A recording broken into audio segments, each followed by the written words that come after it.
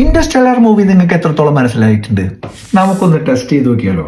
Question number 1, സിനിമയുടെ main theme എന്താണ്? 1, 2, 3. Human survival through physics, gravity and space time. 2, സിനിമയുടെ മൊത്തം കഥയിൽ നിലനിൽക്കുന്ന ഒരു പാരഡോക്സ് ഉണ്ട്. അതിന്റെ പേരെന്താണെന്ന് അറിയാമോ? Bootstrap paradox.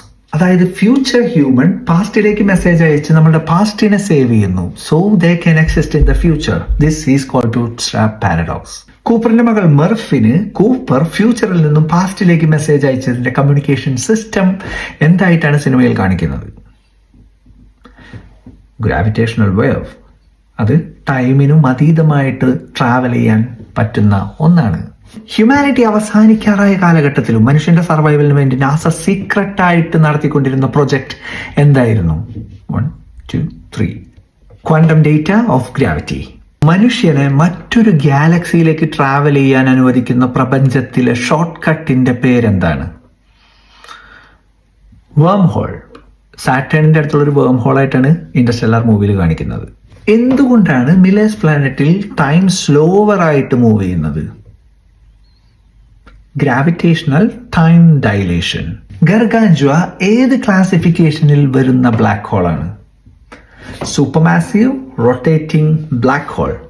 ഇതിനുള്ള പ്രധാന കാരണം എന്ന് വെച്ച് കഴിഞ്ഞാൽ ഇതിന് എക്സ്ട്രീംലി ഹൈ ഗ്രാവിറ്റിയും ഗ്രാവിറ്റേഷണൽ ടൈം ഡൈലേഷനും ഒക്കെ ഉണ്ടെങ്കിൽ പോലും ഇമ്മീഡിയറ്റ് ആയിട്ട് ഇതിന്റെ അടുത്തുള്ള മാറ്ററിനെ ഡെസ്ട്രോയ് ചെയ്യാത്ത ഒരു തരം ബ്ലാക്ക് ഹോൾ ആണ് സൂപ്പർമാസീവ് റൊട്ടേറ്റിംഗ് ബ്ലാക്ക് ഹോൾ, അഥവാ ഖർ എന്നാണ് പറയുക. ഇന്റർസ്റ്റെല്ലാറിൽ പറയുന്ന പ്ലാൻ എയും പ്ലാൻ ബിയും എന്താണ്?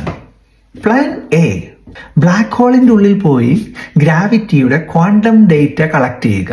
ഈ ക്വാണ്ടം ഡേറ്റ ഉപയോഗിച്ചിട്ട് നമ്മളുടെ എർത്തിൽ നിന്നും മാസീവ് ആയിട്ടുള്ള സ്പേസ് ഹാബിറ്റേറ്റ്, സ്പേസ് ക്രാഫ്റ്റുകൾ ഉയർത്തി സ്പേസിൽ ഒരു കോളനി സ്ഥാപിക്കുക. ഇതാണ് ഒന്നാമത്തെ പ്ലാൻ. പ്ലാൻ ബി, എംബ്രിയോകൾ കൊണ്ട് അടുത്ത പ്ലാനറ്റുകളിൽ, മറ്റ് ഗ്രഹങ്ങളിൽ, ഹാബിറ്റബിൾ ആയിട്ടുള്ള പ്ലാനറ്റുകളിൽ സ്ഥാപിക്കുക. ഇവൻ ആസ്ട്രോണോട്ടുകൾ മരിച്ചുപോയാൽ പോലും ജീവൻ, മനുഷ്യകുലം നിലനിൽക്കാൻ വേണ്ടി ഒരു സൊല്യൂഷൻ. ഇതൊക്കെ നിങ്ങൾക്ക് അറിയായിരുന്നോ? ഇതിലേതൊക്കെ നിങ്ങൾക്ക് അറിയായിരുന്നു? എത്ര മാർക്ക് കിട്ടി?